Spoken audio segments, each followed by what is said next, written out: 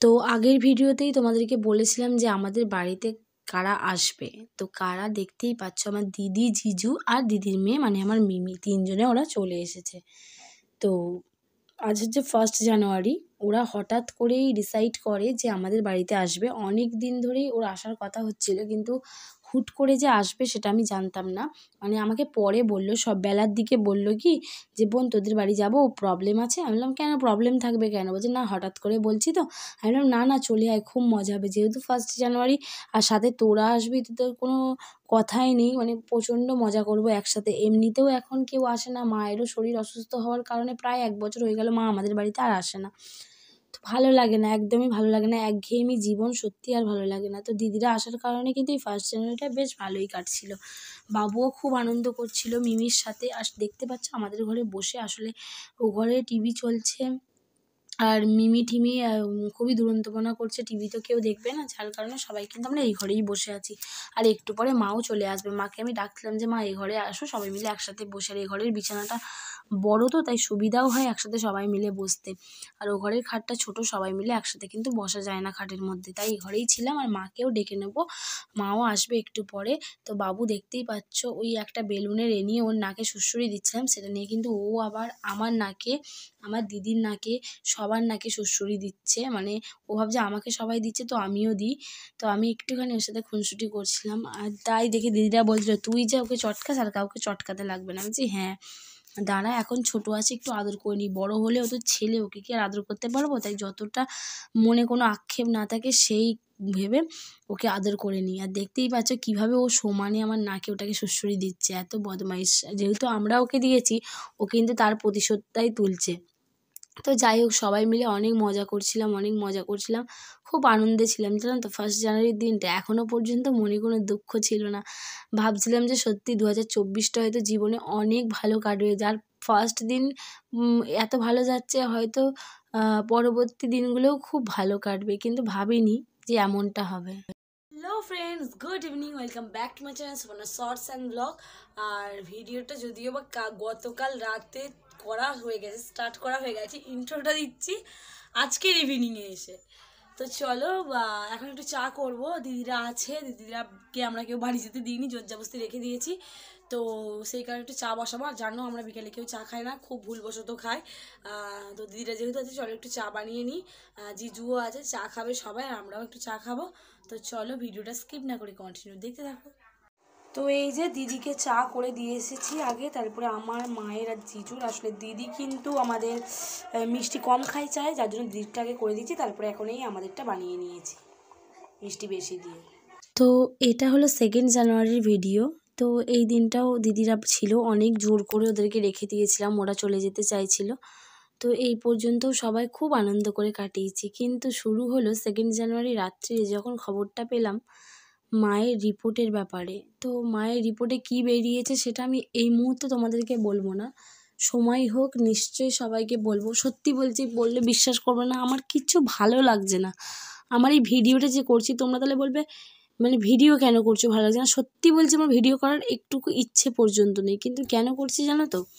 আমি কেন, আমার মতো প্রায় মধ্যবিত্ত ঘরের বউ বা যারা মেয়েরা আছে, তারা কিন্তু আমরা ভিডিও বানাই শুধু একটা কারণে, যেহেতু ইউটিউব থেকে একটা হিউজ টাকা ইনকাম করা যায়। তো সেই আশাতেই আমরা ভিডিওটা বানাই, যে যদি ঘরে বসে ঘরের সব কিছু মেনটেন করে, বাইরে বেরিয়ে তো চাকরি সবাই করতে পারে, কিন্তু ঘরের কাজ বজায় রেখে যদি টাকা আর্ন করা যায়, সেটা কেনা চায়। বলো, জানি আজকে আমার কথাটা অনেকের খারাপ লাগবে, কিন্তু কথাটা কি কিছু ভুল বললাম তোমরাই বলো। বাইরে বেরিয়ে চলে গেলাম সারাদিনের মতো, বাইরের অফিসটা সামলালাম, কিন্তু ঘরটা কিন্তু সেভাবে সামলানো হয় না।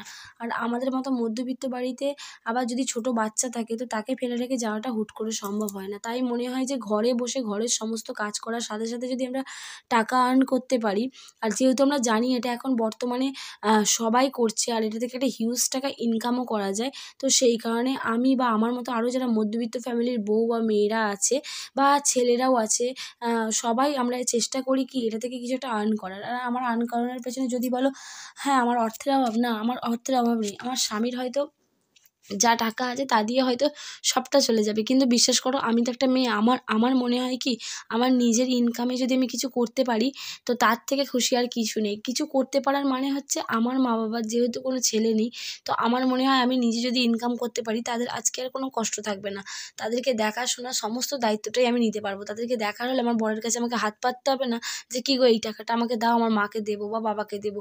আজ বাবা কাজ করছে, সারা জীবন বাবা কাজ করবে না, সারা জীবন বাবা কাজ করতে পারবেও না, সারা জীবন বাবার পক্ষে কাজ করাটা সম্ভবও নয়, কারণ তারও বয়স হচ্ছে। আর আমি তাই চেষ্টা করছি যে যদি কোনো সময় কিছু করতে পারি, জানি না ভগবান আদেও মুখ তুলে কোনো দিন চাইবে কি না, কিন্তু ওই চেষ্টাতেই জানো তো আমি নাহলে শর্টস ভিডিও বানাই, তোমরা অনেকেই দেখেছো। হ্যাঁ আমি শর্টস বানাতে ভীষণ ভালোবাসি, কিন্তু এই ভ্লগ বানানোর ইন্টারেস্ট আমার কিন্তু একদমই নেই।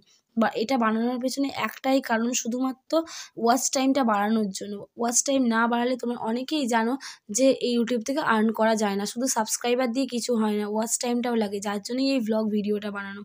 কিন্তু জানি না আমি যে স্বপ্ন নিয়ে নেমেছি সেই স্বপ্ন আমার কোনো দিন পূরণ হবে কি না। আমি কোনো দিনও নিজের টাকা দিয়ে আমার বাবা মাকে খাওয়াতে পড়াতে পারবো কি না আমি জানি না, কোনো দিন সেই আশাটা আদেও পূরণ হবে কি না সেটাও আমি জানি না। আজ 2024টা আমার জীবনে এতটা খারাপ হয়ে আসবে আমি কোনো দিন ভাবিনি, জানো তো, কোনো দিনের জন্যও ভাবিনি এতটা খারাপ হবে। দিদিরা যেদিন ছিল মানে 2nd জানুয়ারি, তো সেদিন রাতে মায়ের একটা রিপোর্ট আসার কথা ছিল, তো সেই রিপোর্টটাতে এমন কিছু আসে যেটার জন্য আমাদের সবারই প্রচণ্ড মন খারাপ বললে বিশ্বাস করবে না। আমার এই ভিডিওটুকু বানানোর সামান্য ইচ্ছাটুকু নেই, আমি তোমাদেরকে বললাম যে কী কারণে ভিডিওটা বানাচ্ছি। আমি জানি না আদেও আমার সেই স্বপ্ন কোনো দিন পূরণ হবে কি না, কিন্তু চেষ্টা করব যাতে শেষ পর্যন্ত আমি আমার মা বাবাকে নিজের টাকায় কিছু করে খাওয়াতে পারি। দেখো আমার পক্ষে সম্ভব নয় বাইরে বেরিয়ে এই মুহূর্তে জব করা, কারণ তোমরা সবাই দেখেছো বাবু অনেক ছোট।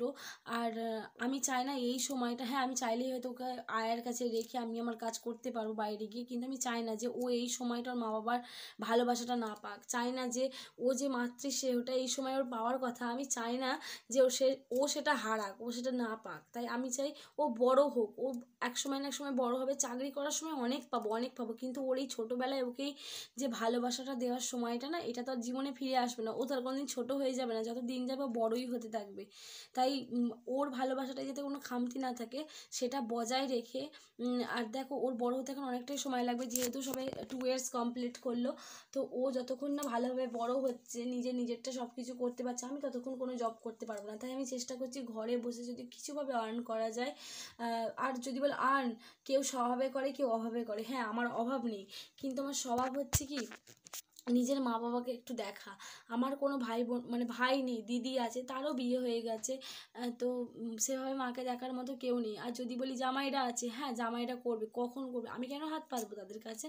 তাই আমি যদি নিজের ইনকামে কিছু করতে পারি তার থেকে খুশি হয়তো আর কিছুই হতে পারে না। নিজের টাকা দিয়ে না মা বাবাকে দেখার মতো সুখ অন্যের টাকায় সেটা হয় না, যতই স্বামীরা করুক, কিন্তু নিজের টাকা নিজেরই হয়।